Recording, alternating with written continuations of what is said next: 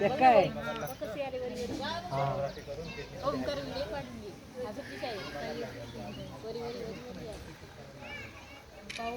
आता ट्रेन वाटायला मान्सून आल्यावर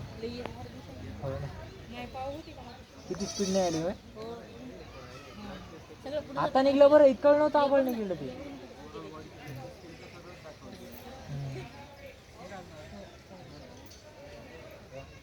काय बोलताय किती फास्ट येते बघितलं आता आता किती फास्ट येते